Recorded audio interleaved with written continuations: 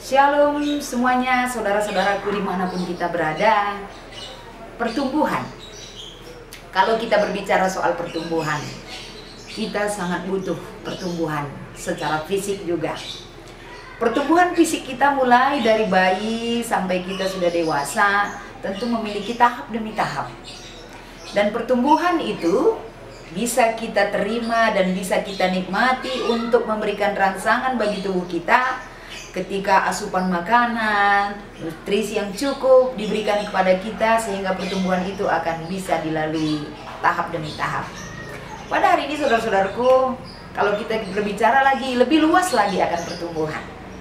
Pertumbuhan bukan hanya di dalam fisik kita, tapi hati dan iman kita juga ternyata butuh bertumbuh. Sama seperti tanaman juga, ketika tanaman itu tidak bersatu dengan pohonnya, maka tanaman itu akan kering, bahkan mati. Kita juga seperti itu di hadapan Tuhan. Kita butuh kebersamaan. Kita butuh bersatu di dalam Tuhan, agar kita bisa bertumbuh, bisa berbunga, bisa menghasilkan buah yang manis. Karena Yesus katakan dalam Yohanes pasal 15, barang siapa tidak tinggal di dalam Dia, maka dia akan kering dan tidak berguna kehidupannya. Kita juga demikian. Untuk memulai hari yang akan kita lakukan ke depan, kita tidak bisa hanya fokus terhadap apa yang kita inginkan, tapi kita ternyata memikirkan harus juga fokus untuk apa yang Tuhan kehendaki bagi kehidupan kita.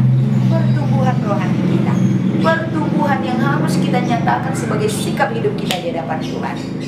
Kita harus bertumbuh. Pertumbuhan itu bisa didapatkan ketika dia diterpa oleh masalah dan badai kehidupan, sehingga dia tetap bertumbuh. Pertumbuhan itu bisa diakibatkan oleh hal-hal yang membuat kita kuat dan lain sebagainya, tergantung kepada pribadi kita. Tapi saya yakin hari ini sebagai pesan bagi kita semua, bertumbuhlah di dalam Tuhan. Dalam situasi apapun yang kita rasakan, pertumbuhan iman itu adalah satu hal yang perlu kita capai, agar senantiasa bagaimana kita bertumbuh dan terus bertumbuh di dalam Tuhan. Senantiasa Tuhan menuntut kita. Buktinya kita bertumbuh dari mana? Kita akan menyatakan hasilnya dalam perbuatan, pikiran kita, dan cara kita berbicara.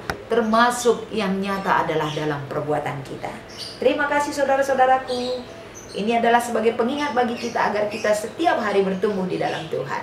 Sehat jasmani, sehat rohani, salam sehat, salam sejahtera bagi kita semua. Haleluya, Tuhan Yesus memberkati. Amin.